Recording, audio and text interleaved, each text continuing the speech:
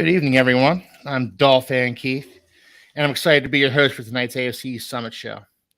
The calendar has officially turned from July to August, which means that the winter, spring, and summer of our discontent is nearly over, and new football season is finally on the horizon. Paz just went on a training camp this week, so we thought it'd be a really good idea to talk about the training camp storylines for each of our teams. I'm really excited to discuss this topic, and I know my colleagues are as well. So let me introduce them to you. First, I'm going to go with Brett. Um, so Brett is he's he's our resident Bills fan, obviously, judging by his background. He's the founder of the Go Bills podcast, and he's a frequent contributor to the Nickel City Mafia channel. So what's going on, Brett? Hey, Keith, it was great to be with you tonight, and we got Chris on here as well. Really good to be on here with our three-headed tandem. We are missing our Jets rep this week, which it's going to be some big shoes to fill in because, we have to now understand what is going on with the Jets camp. That's going to be a lot of fun, but, at least we have the Dolphins and we have the Patriots fans. And, as we have in the comments real quick, we did have a comment from the Red, White, and Bills coming in where now we have to say that the Jets are going to finish in fourth place. Is that okay to say, guys? Yeah, I'm cool with it. I was looking at that comment. I was about to point out if you didn't, Brett. So that was a good call because my favorite part, the latter part of that comment, was that the Pats are going to jump them. And even though it's still disrespectful to put them in third place, I like it now. We give them some credit. It is what it is, guys. But who's going to tell us otherwise, right?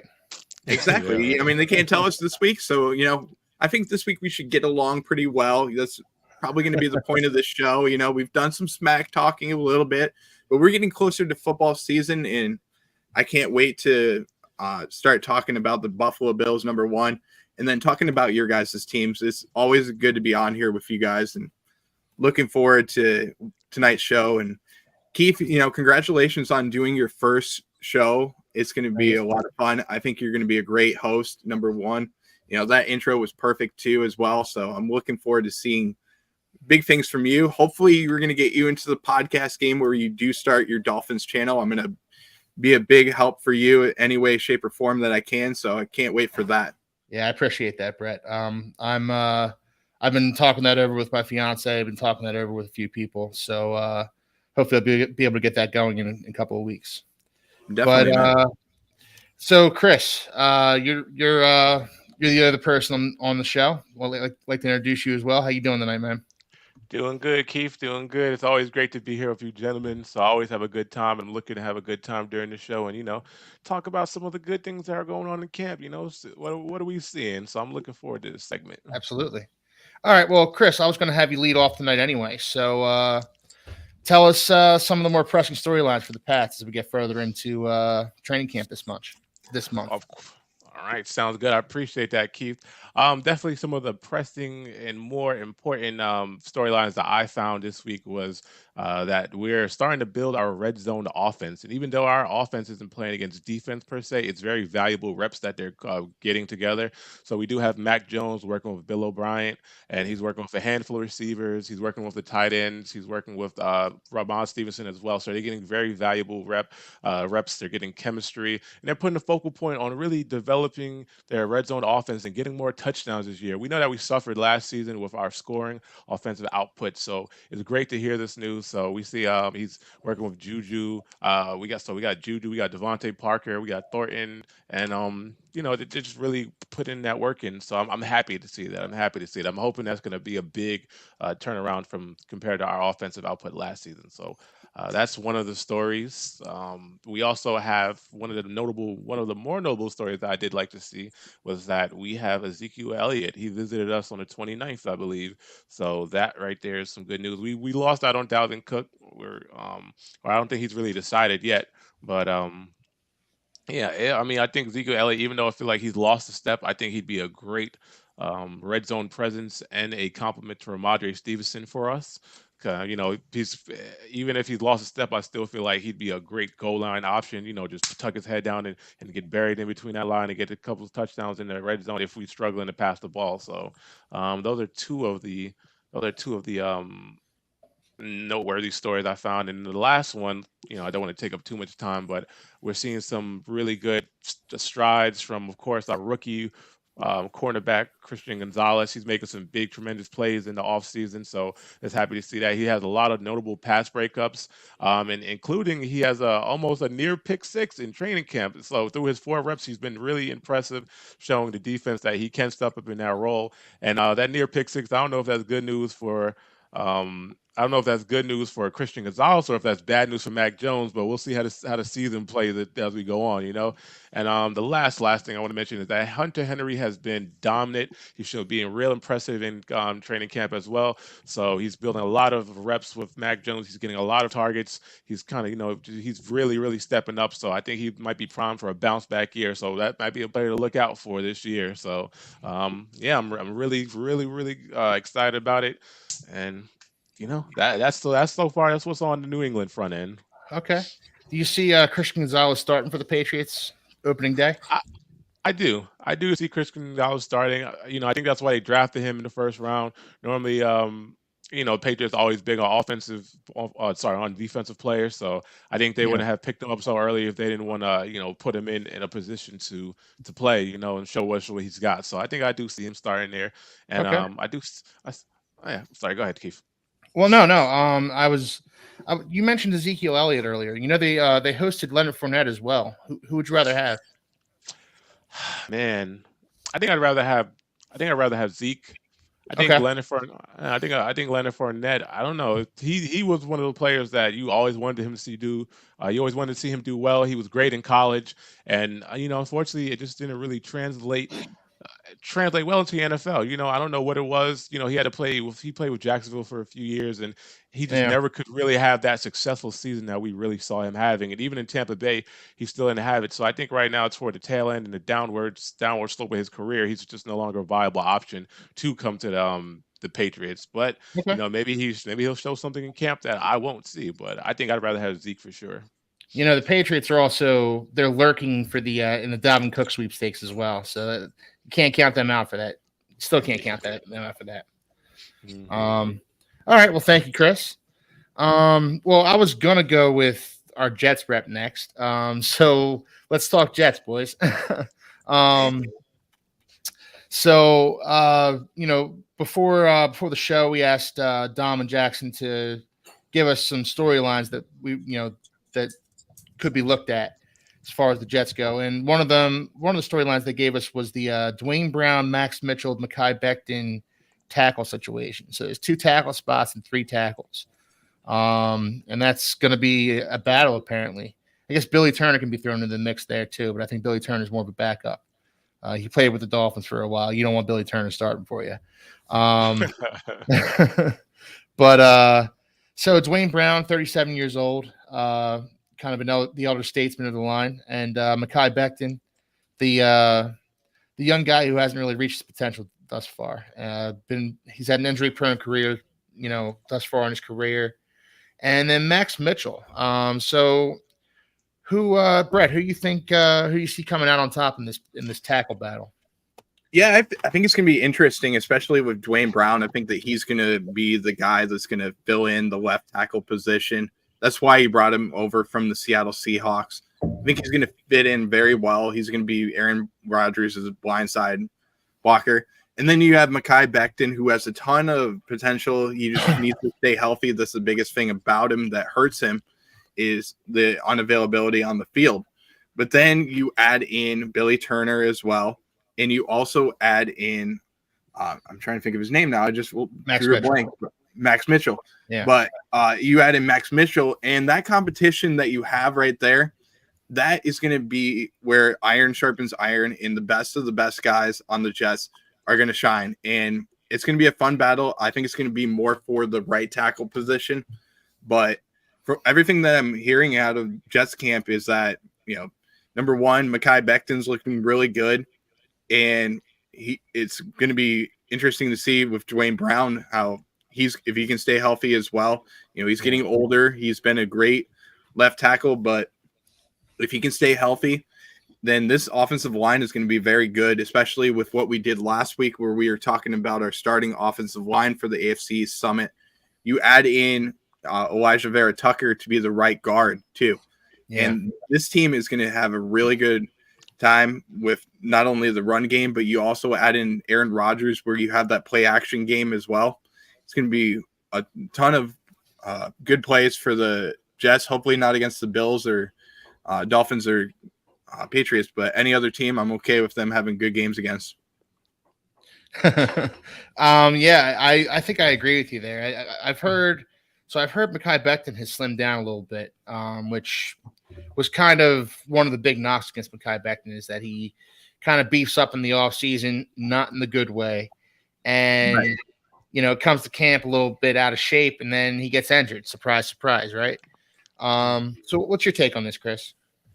Well, I'm not too sure about the other guys. I know you said Brown's kind of old, so yeah.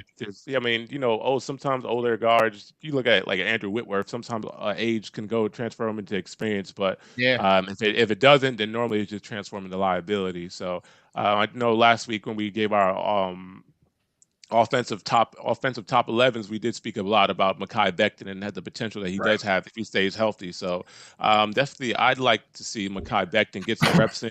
If he's finally healthy, if he's slimming down, if he's taking care of himself, I want to see him on that line and be the potential for, and play to his potential like everyone knew he would, So I'm rooting for him, and I'm all about upside. I'm all about giving the young guys a chance. So I want to see Mekhi Becton. I agree. I think that's a good take. Dwayne Brown, he's had some good years. He might have a little left in the tank. Maybe have a season or two. I think that's mostly an Aaron Rodgers thing, keeping the old grizzled veteran, protecting his blind side. Mm-hmm. All right. Well, what's that? I was going to add one thing to that, Keith, real quick before because this is very early on. The show hasn't officially gone out, to everybody to see. So I want to add this in. The Jets did put Dwayne Brown on the PUP list, so he is not practicing right now, which that's understandable. It's still very early on in training camp, and the other thing is Dwayne Brown doesn't really need to be in training camp. He needs to be healthy for week 1. That's the biggest thing that needs to happen. So you don't need to worry about him being out there for training camp.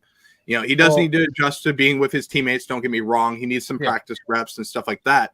But early on, as a veteran, you do the same thing with Von Miller. You do the same thing with Aaron Rodgers. You give them a little bit of a break where you give them the veteran rest days and stuff like that. And I know it was familiar with Rob Gronkowski and Tom Brady. They got their veteran rest days as well. So give them a little bit of time to get healthy. Number one, you bring in Randall Cobb is now going to be practicing as well. He was taken off the PUP list, so you can mix him in when he does get healthy, and then you're going to have a really good offensive line that's going to compete for the best offensive line in the AFC East. Yeah. I mean, as far as your PUP list point goes, like Teron Armstead started off training camp on the PUP list. If there's not an actual ailment, if he's not recovering from a surgery or something like that, I think it's like you said, more so veteran rest. Just let the old guy rest his knees for a little while. Put your feet up. Right. Well, he is recovering from shoulder surgery, so it is an injury though. Okay. But again, like I said, get him healthy for week 1. He's probably especially with the preseason goes now, the veterans don't usually play in the first or second preseason game. Now that was when they had the 4 preseason games. That's going to be kind of debated a little bit more. Is he going to play a little bit in the second preseason game? So he doesn't really need to get healthy again until, the end of August. So you're looking at towards the 22nd of August, somewhere in that range. That's when you're going to want to bring him off of the PUP list and have him come back up to the active roster. Or you could just put him out another week too, and then he can just get healthy for the last game. Yeah. Well, it's also becoming less and less necessary for players, for your starters, for your stars to even play in preseason games at all. I mean, honestly, Brett, how would you feel if Josh Allen went out in the second preseason game and got sacked and tore his ACL? That's a pointless. Yeah, it's a pointless injury.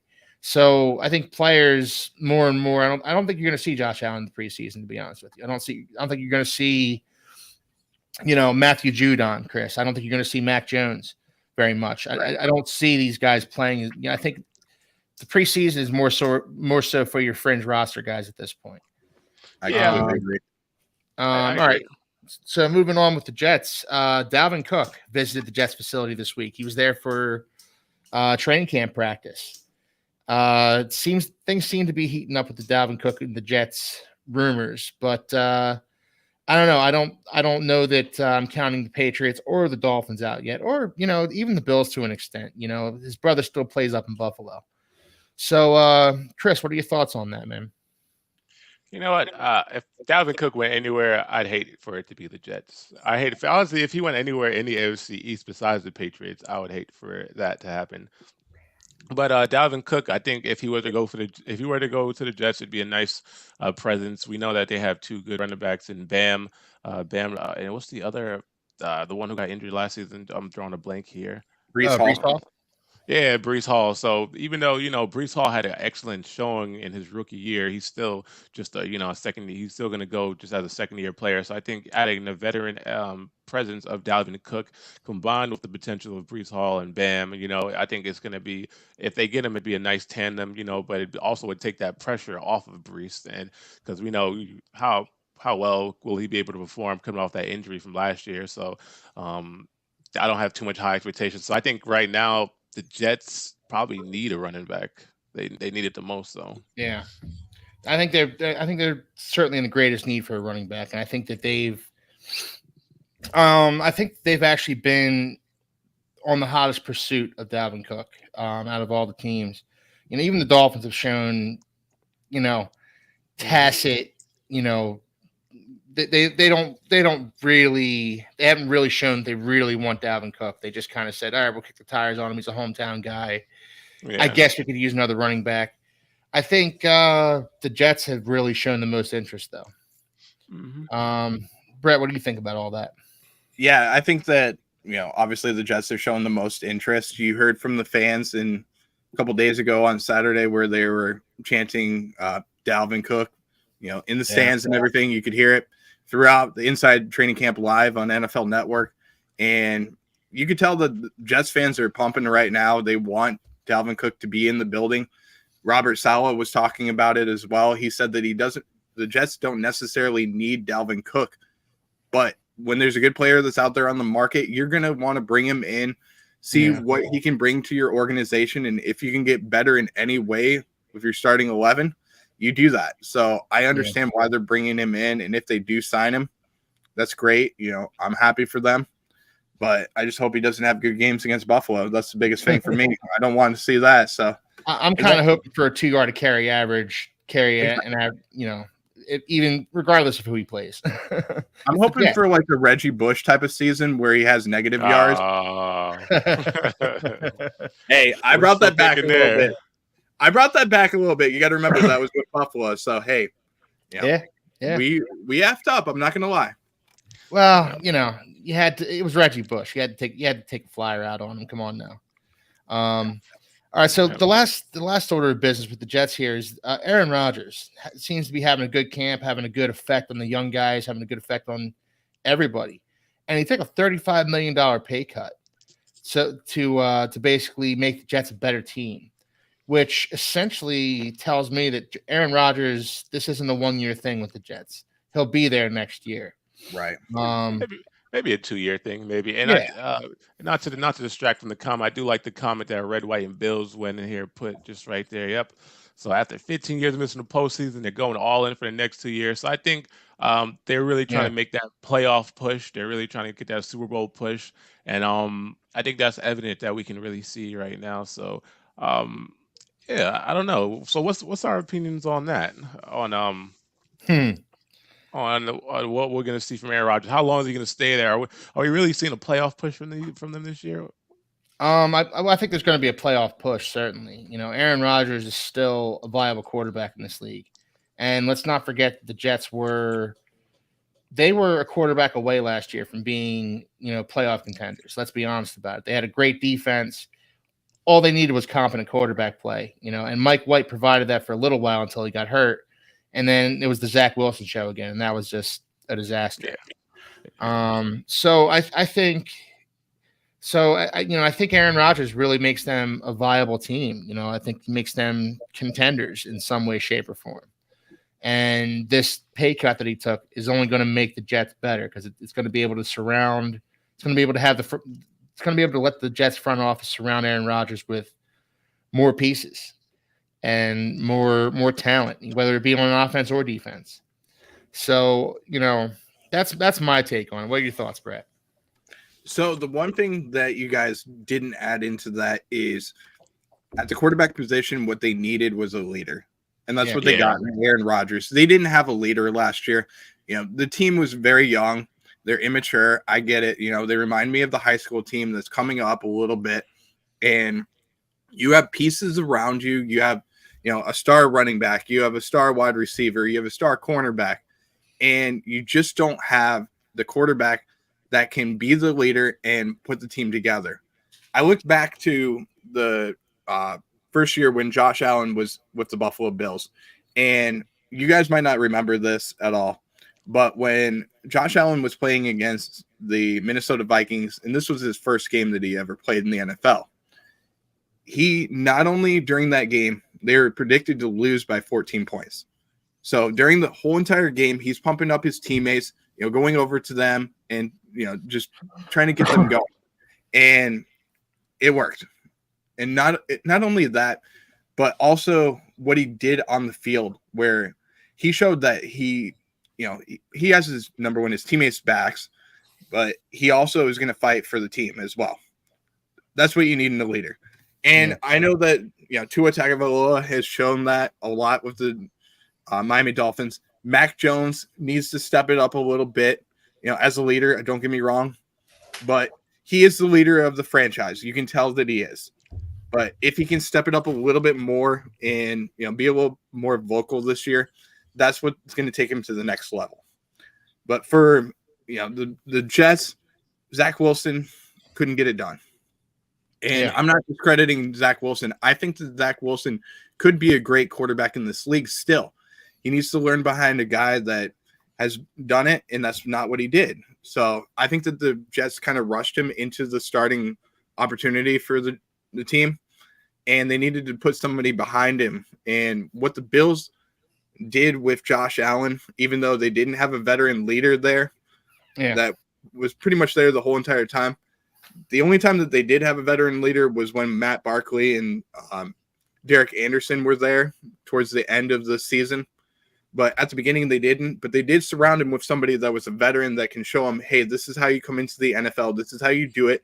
This is how you study. And this is how you lead the team. That's what you needed. And also, Josh Allen had a lot of maturity, too. Wilson's still young. He's immature. And if he can just take that part of his game and get rid of it, he's still going to be a good quarterback in this league. Don't get me wrong. And I think he does have a shot. When Aaron Rodgers leaves, I think he's still going to get a shot to be the Jets quarterback for years to come. And you very well may see a revival of Zach Wilson. I think the leash is going to be shorter. What do you think, Chris? It's funny. I did like that point that you made, Brett. And I was going to ask, how much of that really is on the player or the veteran presence? When you speak about like players like God, how did I forget his name already? Zach Wilson? No, the Bills quarterback. Josh Allen? Josh Allen. Yeah, it's so weird. Josh Allen, I talk about all the time. So yeah, well, that's weird. I don't know. So when you talk about players like Josh Allen, right? Yeah, right. A senior moment. So when you talk about players like Josh Allen, he didn't really have a lot of veteran presence. I want to say coming up as a quarterback. So how much of it really is on the player versus the presence? So I think Zach Wilson, he has the potential, but does he have the temperament to really be that veteran or like that mature player that can really lead that team leader? It's a mindset. So it's really something that you have to have. You either have it or you don't have it. So Josh Allen had it. Go ahead, Keith. No, go ahead, man. I was gonna say Josh Allen had it, and if you watch some of the tape on him, and you watch some of the videos in the interview, he had the desire to be better. He put in the work, he put in the time, he analyzed his mistakes, and he grew into the player that he is today. And we can see the culmination of couple years of putting in time and effort and practice, and just kind of like refining himself, and now he is the player he is. So really, it's on them once they're in the league. It's on them to be the players that they can be. So as for Aaron Wilson and the Jets, Well, we'll see. We'll see. He's going to get his 2 years in. Aaron, like I said, sorry, Aaron Rodgers. Well, I don't know. It's like as for Aaron Rodgers, but like I said, he was with the Green Bay Packers for years and years and years, and he really didn't. He got one Super Bowl, but he really didn't make too much progress with the Jets, with the Packers. So I can't really see him going to the Jets and getting a Super Bowl, or even and then with a team that has very little playoff experience. I'm not really seeing too many big strides. So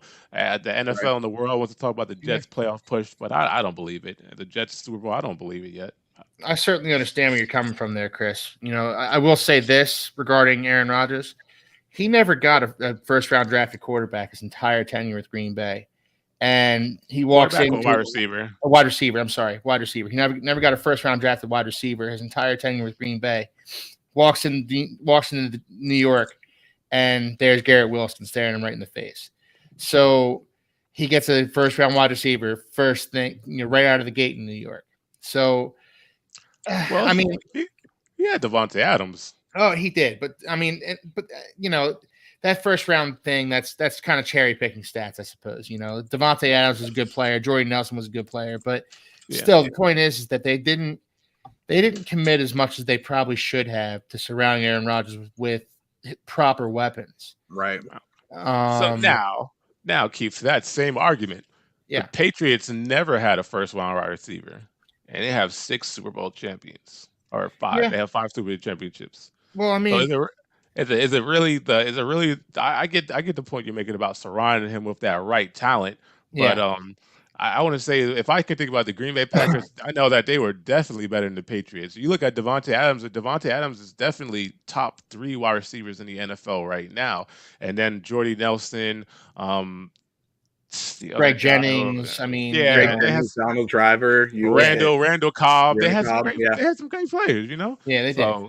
They did. Yes. And your Patriots point, I mean, it's a good point, Chris. But I mean, I think we can all sit here and acknowledge, Brett and I can sit here and acknowledge, as much as it pains us, that Tom Brady is the GOAT. And there's no accounting for that kind of thing. All right, Brett's not giving in. All right, I will admit it. Hey, listen, I'm an old school guy. I like, some things that Tom Brady did. He changed the league. Don't get me wrong. But, I look at Joe Montana as the greatest quarterback, especially, I'm not going to talk a lot of shit about the Patriots. Don't get me wrong. I'm going to say a couple things about Tom Brady that I dislike. Number one, you look at his career, and I know that the Jets Nation is going to be on my tail when I say this. And the one thing about him is, you look at his career, there's scandals that surround his career with Tom Brady. So you look at the Spygate, you look at Deflategate, you look at there's a few other ones that haven't come out, but that could have came out too. And, there was times where it looked like the team was spying on other teams as well. So with that being said, I mean, I wouldn't say that Tom Brady is the greatest of all time if he was cheating. Now, if those scandals didn't come out and there wasn't anything there with Tom Brady, I would give him more credit. I would say, hey, listen, he gets what he deserves. He's the greatest of all time. But if you look at his career overall in the Super Bowls, a couple of them he shouldn't have won. You look back at the 28-3 game, he shouldn't have won that game. Okay. If you just take care of your defense, he shouldn't have won that game. And you look at the Seattle game, and Marshawn Lynch would have ran the ball. That's another Super Bowl loss for Tom Brady. Does he become the greatest of all time in that category? Now he's only down to 4 Super Bowl rings. You're tied with Joe Montana. Yeah, you still have the same amount of rings and everything, but he would have more losses in the Super Bowl than Joe Montana. So I say this. Right. I say that I'm gonna give Chris a chance to retort, and then we have to move on because Chris deserves a chance to retort. Okay, I'll give him a chance. Okay, so to your knowledge, those are all very hypothetical, that if this didn't happen and if this didn't happen, but it did happen, which also contributed to the fact of him being the greatest of all time. Him coming back 28-3 in a Super Bowl in a game where the team was popping champagne at halftime. They had it in the bag. They were done. They was like, listen, we got this. So him having the fortitude, the grit, and the heart to say, guys, we're not out of it until the whistle blows at the end of the fourth, and then bringing their team back for a Super Bowl champion, that's legendary. The best comeback in Super Bowl history, and honestly, the best game in Super Bowl history, really. So that you can't take away from him because it did happen. So I'm saying hypothetically, if it didn't happen, he'd have four instead of 6 rings. Well, we can argue that, but there's no hypothetical. And then when it came to Pete Carroll and the Seahawks, well, we know that was the issue. That was Russell Wilson's pride taking over and him wanting to be the man, because everyone on the Seahawks team said, you give the ball to Marshawn Lynch 4 times on the goal line and he doesn't get in, I'm okay losing like that. But for you to throw an interception on the biggest play in the Super Bowl, that's pride talking. So those are just different factors. agree. But they definitely could have won. The Seahawks definitely could have won. We could have been, we could have had 4 rings, we could have had 5 rings, but it didn't happen like that. But regardless, if you take away all the Super Bowl rings, right, Tom Brady still has the passing leader. He has, like the most yards. He still has the accolades of that make him the greatest quarterback in NFL history. He has the records to prove it. He also has the most sacks in NFL history too. So, I mean, that just means that he was always on the field. Yeah. All right, true. we're gonna move on, guys. We're gonna move on. So I'm gonna move now to Brett. I like your training camp stories. I know you touched on a few of them on Sunday night on the Nickel City Mafia channel. I know you touched on a few of these. Yep. You guys did a great job. Touched on some really interesting topics. So what are some training camp storylines coming out of Buffalo? So I'm going to go with a couple of ones that, these don't make my 3 training camp storylines necessarily, but they're important moments that have happened for the Buffalo Bills. Number 1 is going to be the Damar Hamlin coming back onto the field after all the offseason with everything that happened, having to mentally get back into football shape and get back into the right mindset to be able to play football again. And then to be able to walk out onto St. John Fisher University, be able to be on the field with his teammates, and also be able to put on pads again. And today he had an interception against Matt Barkley, took it to the house, and I can't imagine what that moment meant to him. So that was a big moment for training camp. And then another one, this is another person that's very dear to the Buffalo Bills, is Kim Pegula. She came out. I don't know if you know the story about what happened with her, but she went into cardiac arrest last year, and she's been in the hospital rehabbing pretty much the whole entire time. And we don't really know a lot about what happened. It hasn't been talked about. Her daughter, Jessica Pegula, talked about it a little bit, but not going into very much detail about it. She did have cardiac arrest. She was rushed to the hospital. That's all we know, really. But to see her back watching training camp, she was in her vehicle, though, the whole entire time, so we didn't get cameras near her or anything like that out of respect for her and the family. But to see her back out there, that's just another incredible moment to see. But for my 3 storylines for training camp, and this is just for the Buffalo Bills.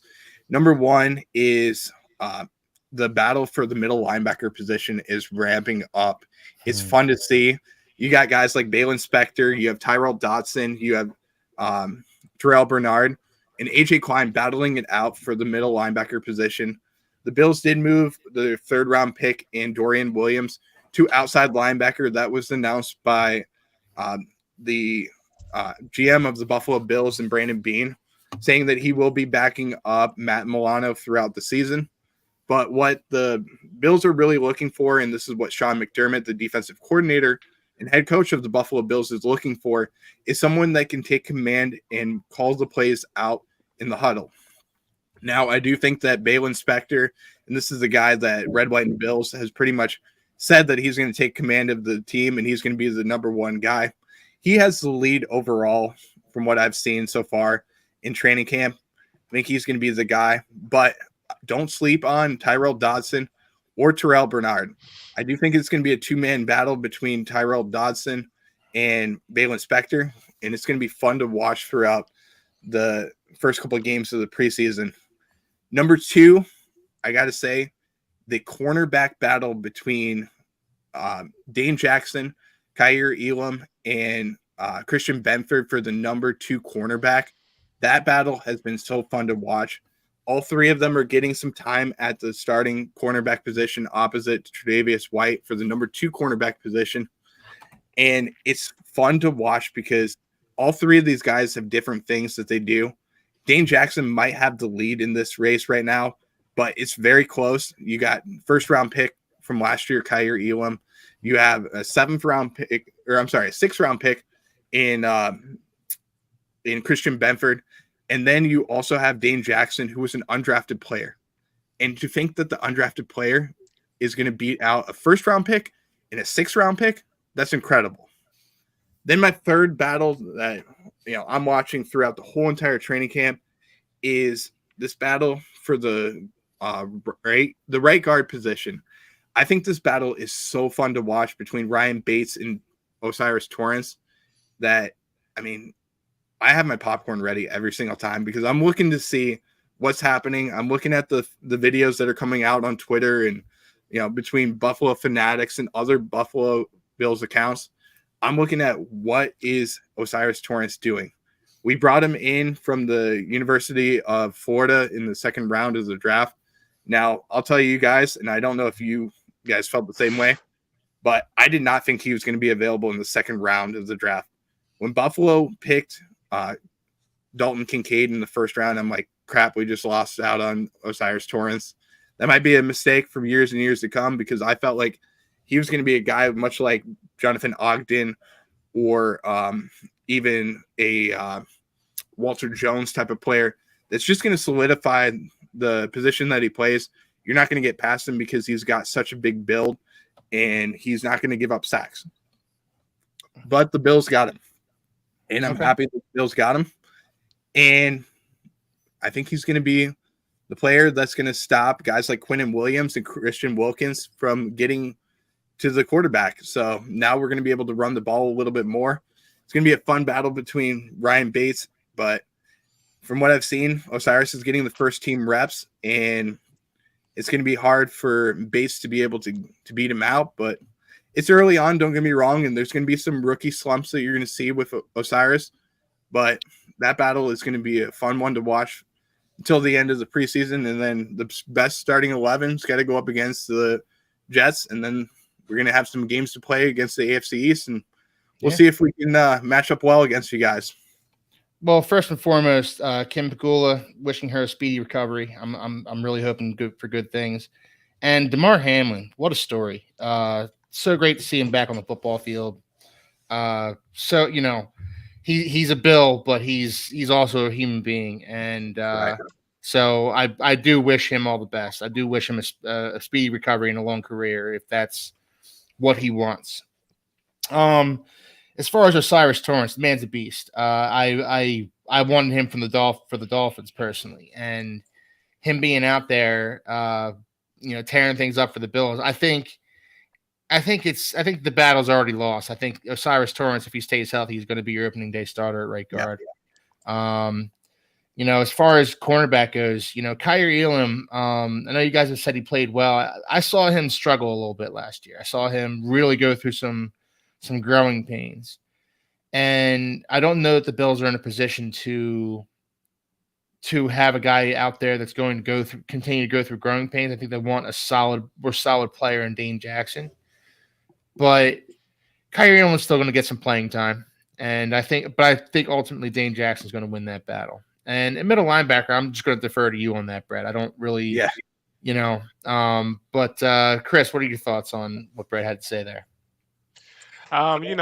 Brett has some very good points. Definitely love to see the fact that Damar Hamlin is coming back because I think I could speak for everyone when I say that was probably one of the most heartbreaking moments to watch in the NFL season last year, seeing him go down and just, that game, it has such a big impact on it. But once you see something like that, you don't even care about the game. So that's a beautiful story to see him coming back and really beating the odds against something that could have taken his life. So as for the wide receiver, the line battle, I'm definitely not a specialist when it comes to that department. So I don't really have too much input to put on that. I just hope that whoever they put in the line, I just hope that they won't be able to stop Matthew Judon when it comes time to play. So, so yeah. So I'm looking forward to. I'm just really looking forward to the season. Really seeing how all the training camp, how everything, all the practice comes out in the end. So,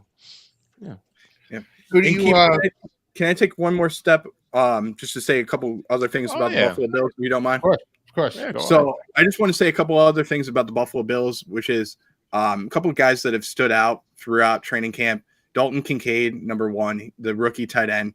He's really stepped up. He's owning up to the playbook. He's been one of the guys that comes into the meeting rooms, bringing in coffee early on and bringing the snacks for the team, which is pretty cool to watch. He's making some big strides, big catches as well in the red zone. And then another guy that's really stepped up, in my opinion, especially after what happened in minicamp, is Stephon Diggs as well. Really like what I've seen out of him. The chemistry between Josh Allen and him has never gone away. It's a good connection. I think that so far what we've seen out of Stephon Diggs is some big plays already. And he was looking fast, number two. And I can't wait to see him going up against Eli Apple to start the year too. Do you do you think that Stephon Diggs and Josh Allen are going to put this reported beef behind them? I do. I think it's done. I think that when things start to go south, then that's when we'll see what happens with Stephon Diggs. But I do think it's behind him. I do think that they're two guys that you can play it. You can pretty much get over it over Xbox or any other game system like that, or a couple of beers, stuff like that. Yeah. Hey, listen, we're human beings. We're not going to be, friends all the time. Don't get me wrong. There's going to be times where I disagree with Keith and I disagree with Chris, or I disagree with the guys in the Nickel City Mafia. That happens. But, we get over it. We're cool now. There's going to be times where I hate Keith because the Dolphins beat the Bills. I was pissed off at him early on the season last year, even though I didn't even know him. So I don't agree with you being a Bills fan. I can't wrap my mind around that. It happens though.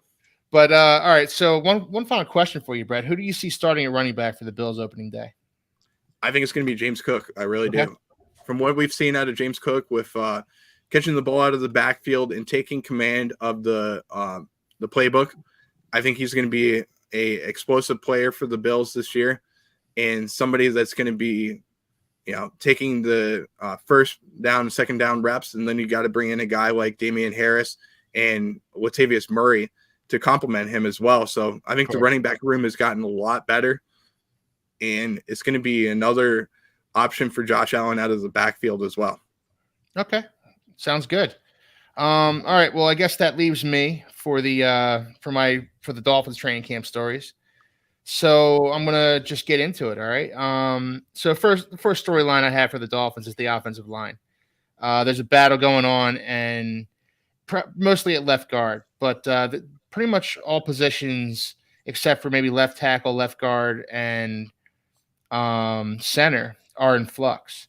And even center was in flux for a little while with the holdout of Connor Williams. But so first and foremost, I just want the Dolphins to decide on a starting offensive line and just stick to it. It promotes further continuity. You guys know I love that word, continuity, within the offensive line, and it just helps these guys gel. They already have a new coach coming in, Butch Barry. He came in from Denver last year. Not the most popular guy in Denver. So that was a little concerning. I have to trust in Mike McDaniel that he knows Butch Barry from his time from their time coaching together in San Francisco. So I have to trust in Mike McDaniel that he knows what he's doing here. But Butch Barry raised some eyebrows across Miami because when he was fired after the firing of Nathaniel Hackett last year, the players, they applauded. So that's not exactly a ringing endorsement for the Dolphins' new offensive line coach. The Dolphins offensive line also had a rough practice last week before the pads went on, but they gave up 12 sacks in that practice. That's rough. Yeah, it's brutal. So that can't. Yeah. That can't continue to happen.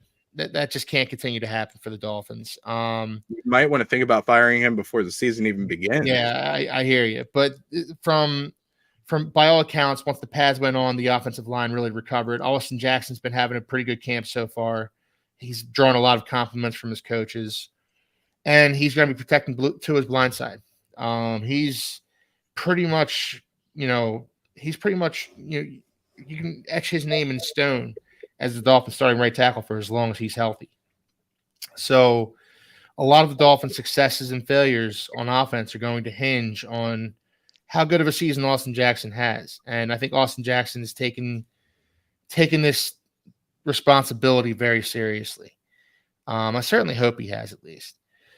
So secondly, Dolphins have a new defense with Vic Fangio.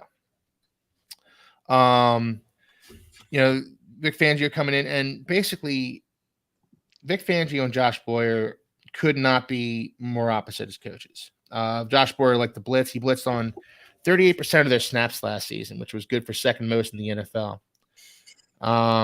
So in that sense, they just became predictable. And when defenses become predictable, they become vulnerable. So Vic Fangio brings a different philosophy. He emphasizes a more methodical approach where his corners play either off man or zone.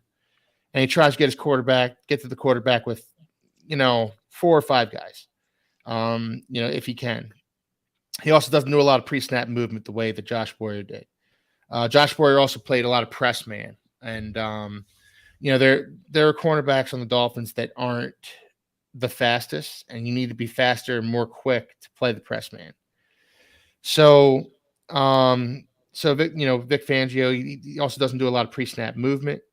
Quarterbacks, they see when your quarterback looking out, you're going to see a lot of the same things from the Vic Fangio defenses. It's going to make it hard for them to diagnose pre-snap.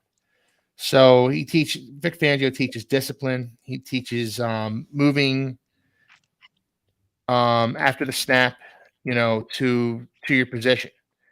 So that kind of thing. So I'm sorry. Got off track a little bit. No worries. Hey Keith, I got a question for you. Yeah. So with the additions that you guys had in the offseason for the Dolphins, do you think that I'm sorry, what did you say your previous defensive coordinator was a Poyer? Josh Boyer. Yeah. Josh Poyer. So do you think with the additions like you had in the offseason with the pickups on the linebackers and then also the big acquisition of Jalen Ramsey, do you think his defense would have worked this season if he was still there? I think Josh two of the best cover corners in the league now. Yeah. Well, I mean, he's injured currently, but when he comes back, I think it would have worked better. I think part of Josh Boyer's undoing last season was probably all the injuries in the secondary. You can't play your cover zero blitzes, and you can't play your press man with your 4th, 5th, 6th cornerback. That's a recipe for disaster. Any quarterback who's worth his salt is going to carve you up. Now with Vic Fangio, he's going to try and confuse his quarterbacks. There are certain quarterbacks he won't be able to confuse, like Aaron Rodgers. Aaron Rodgers, he's pretty much seen it all. 40 years old. He also played against Vic Fangio twice a year when Vic Fangio was the defensive coordinator in Chicago. So you're not going to fool a guy like Aaron Rodgers, but you might fool a guy like Mac Jones, frankly. You might fool a guy like even Josh Allen, who's kind of prone to the odd bad interception, the odd careless interception. Yeah. Like Aaron Rodgers with his I think about Aaron Rodgers with his hard count. His hard count used to be to draw guys off sides, but now it's to see which way a defensive player is going to be leaning. He does a hard count to see, which if a defensive player leans this way, that might give away the entire defensive scheme, the entire defensive play. So this is something that the Dolphins players are going to have to learn throughout training camp, is to be disciplined and to stay in your spot and to do your job. This isn't, one of those all-out blitzing kind of things, devil may care kind of defenses that Josh Boyer ran in the past. This is a much more cerebral style of defense. And this is something the Dolphins need to learn. Fortunately, they have a bunch of veterans on the defense that'll be able to learn that. Right. So third, I mean, we touched on it. Jalen Ramsey went down in camp, tore his meniscus. Probably going to be out till December. It's tough. That was a tough loss. I hated reading that headline. And you can't replace a guy like Jalen Ramsey. You can't replace a guy like that in your defense. But you did, though. What do you mean? Well, you did with Eli Apple. Oh yeah, Eli Apple. Sometimes I wonder how he still has a job because Eli has been getting burned for years. I know. And he's been described by teammates as a cancer. He's been described as a bad teammate. It's just, Eli Apple has talent. He's got a ton of talent, but I don't know that he's ever fully realized it. Yeah. And maybe Vic Fangio can unlock something in him. I don't know. I think Eli Apple was more so a depth piece. And also the Dolphins, I think, will be able to cut him without penalty if at the end of camp they're saying it's not a fit. So, I can hope for good things from Eli Apple, but who I'm really hoping is going to step into that role of number 2 cornerback opposite Xavier Howard is Cam Smith, their second-round pick out of South Carolina. I agree. He's shown some really, really good things in camp. His ball skills leave a little bit to desire. He's dropped a couple of interceptions actually, but he's broken up some passes. He's been sticking with his wide receivers really well, and most importantly, Cam Smith has all the athletic ability, all the confidence, and all the swag that you want from a top cornerback. And I think as long as he is able to pick up Vic Fangio's scheme well enough, I'm comfortable with inserting Cam Smith into the starting lineup and kind of letting him go through his growing pains this season, because Xavier Howard's not getting any younger, and Jalen Ramsey isn't getting any younger either. And he seems like a 2-year rental, same way as Aaron Rodgers. He's making so much money. I don't know if the Dolphins can hang on to him any more than 2 years. So Cam Smith's the future of the cornerback position for the Dolphins. And with the Jalen Ramsey injury, the future's now. So with that, I'd like to hear you guys' thoughts on what I had to say there. Hey, Brad, you can go ahead and kick it off. Okay, so number one, I'm going to say with the cornerback battle, I think it's going to be really fun to see Cam Smith. I like what he did at South Carolina. He's going to be a really good player for the team, and I do think he's going to fit more into the slot corner battle. But if he can play in the outside, I'm okay with that too. At slot, the Dolphins have Kader Kohu and Nick Needham already slotted in to be in the slot, and those guys have really excelled there. So what they really need is another outside guy, and that's why they brought in Eli Apple, obviously. But Cam Smith has the body type and he's got the body type and the speed and athleticism to be an outside guy. Yeah. I prefer to see him outside and leave Kader Kohu where he's most comfortable. Yeah, I agree with that. And then your guard battle, that's going to be fun to watch too. I mean, I'm hoping that you guys can, get everything taken care of. There's probably some film and stuff like that the guys need to see, whether the scheme, especially with a new guy coming in as the offensive line coach, they're probably not reading stuff that they should be reading. And that's why they had the 12 sacks a couple days ago. Yeah. But, I imagine he lit a fire under their, tails and got it straightened up. And now they're going to be blocking a lot better because they know that their jobs are going to be a little harder if they don't get it figured out. So, you should get that straightened out pretty quickly. And then now that the pads are on, it's going to be easier for them to get their hands on guys. It's harder to do that, especially with pads off. Is you can't really do that. You don't want to hurt your teammate, number one. So you can't be as aggressive as normal. You don't want to get in a fight either, most likely, But, Mike McDaniel doesn't want that. you get a 12 sack day without pads, that means you're just missing assignments. That's, and that's just so inexcusable. If you're missing assignments, you're gonna give up more sacks, and that's without guys like Quinn Williams trying to get around you. That's without guys like Von Miller trying to get around you. You have to get your assignments right, and if you get beat, you get beat. But you need to know where you need to be at all times, and that's something that's what that 12 sack day is an indictment of. Yeah, I completely agree with you there, Keith. And then I did have a question for you as well. Especially with you're bringing in Vic Fangio, who has some experience with the Denver Broncos and everything, calling the defense there. Do you think that having Vic Fangio in Miami is going to help elevate Bradley Chubb back to the same player that he was a couple years ago? I'm hoping so.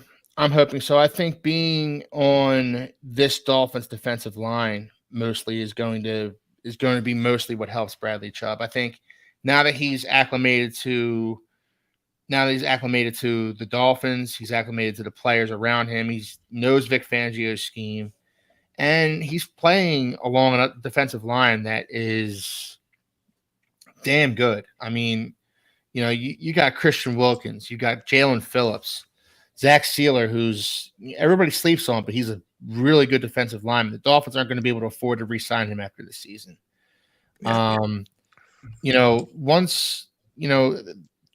Who do you double team on that line, honestly?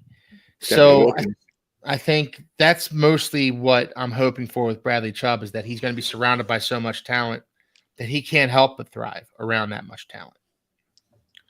Yeah, I agree with you there. Yeah. Chris, what are your thoughts?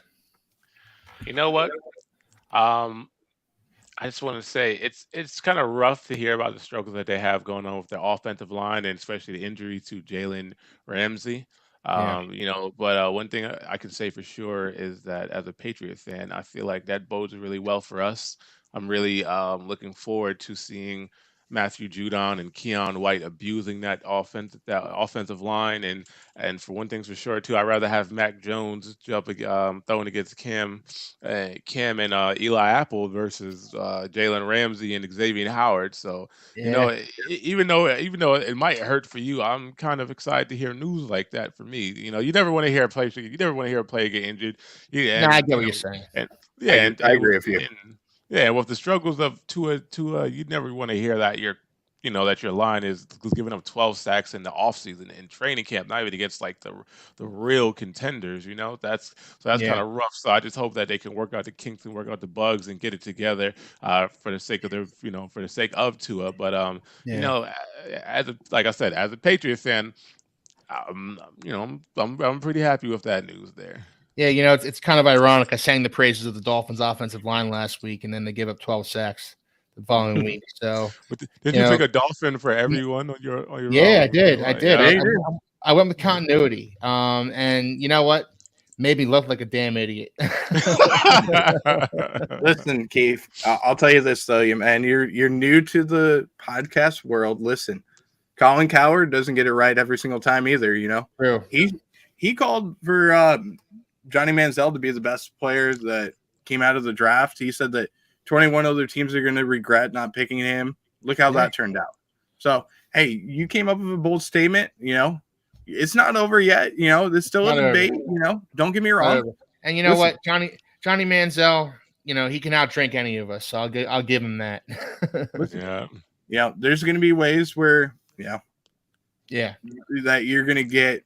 You're going to get it right. And I do think that, it's early on. You could very well be right. So don't count yourself out yet. You still have a chance to win the battle. And, it's not even a battle. We're just three guys on here that are talking football, having fun. We're giving our statements and everything, even though sometimes we're messing around and everything. We just want to talk about football. That's the biggest thing. Absolutely. Mm-hmm. All right. Well, so that's pretty much it, guys. So I'd love to get some final thoughts from you. Chris, got any final thoughts on everything? You know, one of my final thoughts is that I'm really looking forward to the season just because of the work that they're putting in. Like I said, Bill O'Brien, he was our quarterback coach for a long time, and now that he's back as our offensive coordinator, someone who's had tenure with the Patriots, I'm really looking forward to how he's going to develop Mac Jones and the fact that they're getting reps in, working on even if it's no contact and with no defense, they're still getting reps in and working on their timing, working on their chemistry. So I'm really looking forward to seeing how our offense shapes up because I know our defense is in good hands with, with Bill Belichick and his son. So I know they're in good hands right there. But our offense is always has been a problem ever since Tom Brady left. So we'll see if we can give him the help that he needs. I like that the Patriots are going for big name players and like Juju Smith-Schuster, and trying to get players like Dalvin Cook and Ezekiel Elliott. So I like that they're actually putting an emphasis on bolstering up that offense and making some offseason pushes. So, I'm looking forward to that. Another thing, I did see a comment earlier by Red, White, and Bills. Hold on, let me see if I can scroll up to where he said Thornton, Tyquan Thornton. So he's also a rookie that we need to look forward. Fast, low, speedy guy. So maybe he can fill in that role for Julian Edelman. Yeah, fill in that role for Julian Edelman. But I know he's probably going to be someone who's going to complement that Juju, Devontae Parker, the Kendrick Bournes, and if we could just keep building up our offense and building up these wide receivers, I'm thinking, like I said, I expect the Patriots to make a deep playoff push. So I'm looking forward to this season. All right, thank you, Chris. Brett, any final thoughts? Yeah, one thing I want to say real quick, number one, I'm going to say this for all of us, Keith, you did an amazing job today, man. I'm really proud of you for hosting your first show. Really good job, man. Proud of you. That's the first and foremost thing that I want to say, And then number two, for the Buffalo Bills, looking forward to the preseason. It's going to be very fun. We're just under, about 11 days until the preseason begins for Buffalo. And then we get to see live football come back. We got 2 days away from the start of the first game in the preseason in the Hall of Fame game. So I'm looking forward to that. It's going to be fun to watch, games that are going to be on for the next, until February. I can't wait for that. Yeah. And just to see guys go out there and battle, whether it's, it's guys that you know of or guys that you don't know of, just to be able to see what's going on out there on the field and have football live again. It's going to be great. Even though we did have the XFL, we had the USFL leagues. I watched them because I'm such a big football geek that I have to watch them.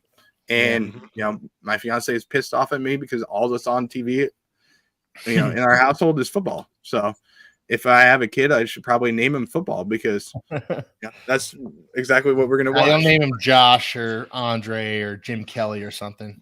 No, it'll probably be something else. But, I'm looking forward to football season, looking forward to seeing what we're going to, between all four of us and, Nickel City Mafia, Red, White, and Bills. I'm looking forward to just talking football more and more. So that's what I can't wait for. And it's always good to be on here with you guys too. Yeah, it's been great. And I'm right there with you, Brett. I'm a football junkie myself. And I'm so excited for football season to begin. One of the best and worst days of the year is always the Super Bowl because it's, it's a great Super Bowl game and experience and everything. And then it's over and it's like, okay, no football for 6 months. So and why can't the practice squads start a flag football league and do that in the off season? That. right? Why can't we do something else in the off season where have the cheerleaders of all teams go out there and do a game or something like that? Yeah, bring back the lingerie league. Hey, exactly. I'm in. Put me in for that. All right, well. Everybody, thank you for watching tonight. If you're new to the channel, thank you very much for coming in. If you like what you heard, then please hit like and subscribe. And if there's any thoughts on anything that we had to say tonight, leave some comments, and I'd be happy to answer them. I'm sure Brett and Chris would as well. Yes, of course. So for myself, Dom, Jackson, who weren't here, Chris and Brett, have a great evening. And we'll see you again next week at 8. Go Fins. Go Bills. Pass Nation.